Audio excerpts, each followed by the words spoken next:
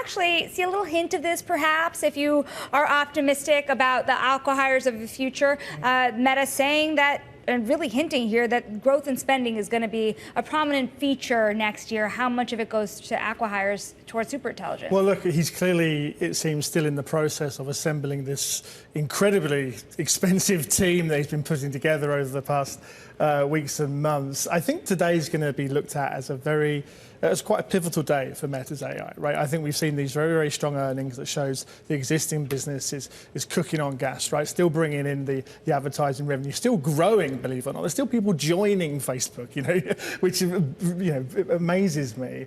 At the same time, we had these messages this morning, a video message from Mark Zuckerberg, a sort of manifesto from Mark Zuckerberg, signaling this sort of focus on Meta's strength in AI, which is going to be a more personalized assistant. The more personal aspect is interesting too, and we've had other manifestos from Zuckerberg, but this one seemed to really hit a nerve because, I mean, he is pointing out something that is a reality, which is there are certain companies in this AI ecosystem that certainly want to more centralize, or at least centralize around them, if you will. What do you see as the potential advantage of a more personalized approach, as Zuckerberg tried to articulate today? Well, I think it's Zuckerberg looking at what he's got as his own advantage, and right now he's running the biggest social network in the world. Sam Altman isn't doing that, right? Apple isn't doing that. Google has its own version of personalization from Maps, Gmail, whatever. But what Mark Zuckerberg has is this wealth of data on people communicating, their friends, their family, their connections. And I think he sees that and thinks, okay, it's time to lean into that and use that intelligence to build an AI that's more personalized, knows a bit more about us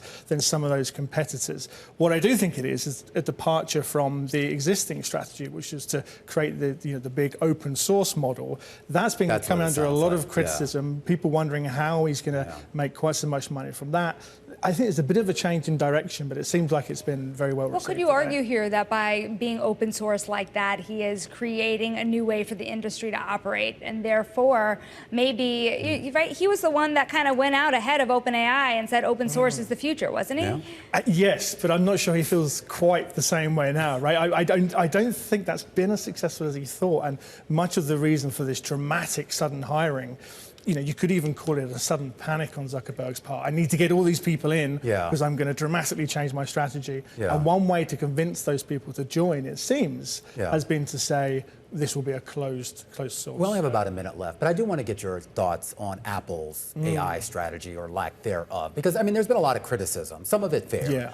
But it also, there's been an argument that maybe Apple's sort of, tortoise approach relative to the hares might actually be a little bit more sensible than, just throwing money at the wall the way we're seeing other companies. I mean, look, it could be that Tim Cook has saved himself a lot of money here by not going after, this top talent in the same way. Some of Meta's AI team was poached directly from Apple. It seems Apple sort of might have given them a bit more money as an offer, but they didn't take it. They weren't prepared to go above and beyond to keep these people. I think that suggests that Apple is aware that its main strength here is the iPhone. And that's secure for years yet, in my view. But they need to leverage that, right? I mean, in the same way that Meta is leveraging its sort of legacy ad business to fund whatever the AI future is, why aren't we seeing maybe Apple, Tim Cook, take a little bit more aggressive? I think in Apple's case, the way to strengthen that position is new hardware as opposed to the AI. I think lacking AI features on the iPhone is a problem, but I think it's one they've got time to solve.